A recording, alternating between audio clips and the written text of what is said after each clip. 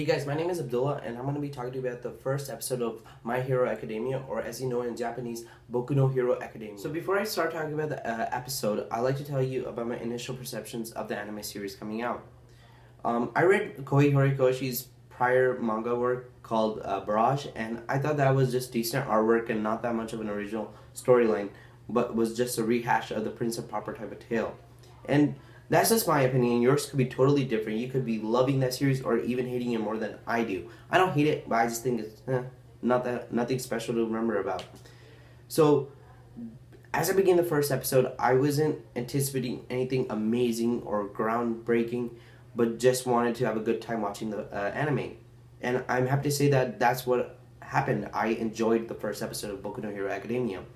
And I like one of the major reasons I like it because it's such a mainstream anime, but it takes a unique turn to the genre of superheroes that it's rememberable. The anime plot-wise is about set in a world where a majority of people inhibit superpowers known as quirks in the anime, and the people without them are practically seen as outsiders of society. Izuku, our protagonist, is one of those outsiders of society, even though he wants to be a superhero very badly. But he still tries to apply to the top superhero training schools in the world, even though his classmates constantly bully him for being quirkless and having the audacity to apply to a top school like that, which you practically have. It's like the Harvard of superhero training schools, apparently. And what the rest of the episode shows us interactions between him and his favorite superhero, his role model, All Might, who saves him from an attack from a robber, slimy goo type of monster. And it shows us a lot of sweet moments that kind of make us love the characters even more than usual. So the reason I like the episode or the anime thus far is not because it showed me a unique style of artwork that I've never seen before or a storyline that I never heard of before, but the way it presented us the characters, the backstories, and the plot that was so fun to and enjoyable. Now, for example, the dialogue is very important for me in a lot of anime, because sometimes in shonen series it's very cheesy, and that's not in this anime.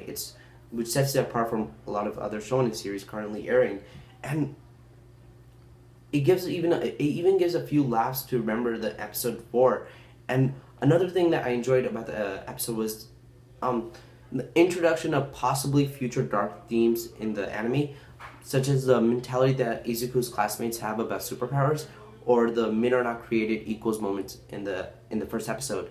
And that those dark moments help audiences learn more about the main character's train of thought, and gives us more diverse reasons to like him other than him being an underdog. For example, one of his classmates told him to go jump off a roof, maybe he'll get superpowers, and he said, "Oh, how stupid is this guy? If I jumped off a roof, he'd be instigated for causing suicide."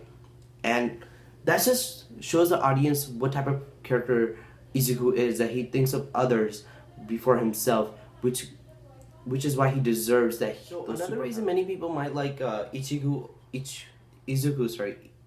as a protagonist is because of the way he's presented in the anime. He's not as loud, as strong as many other shonen protagonists shown before. For example, he's very quiet and nerdy because of his note-taking that not many other shonen protagonists shown as. They're shown as very strong, like Luffy for One Piece, or Naruto, or Ichigo, and quite, you could say, manly. And many people might appreciate this new presentation of a shonen protagonist who's not all about physical abilities, but more about the type of person they are, which is shown in the first episode. Aesthetically speaking, from the anime, I like the use of colors that they showed in the episode, because it gave the anime a vibrant feel, which I think should be in an anime about superheroes. It should get us excited. But some people I watched it with, and many other reviewers out there, didn't like the use of this animation choice.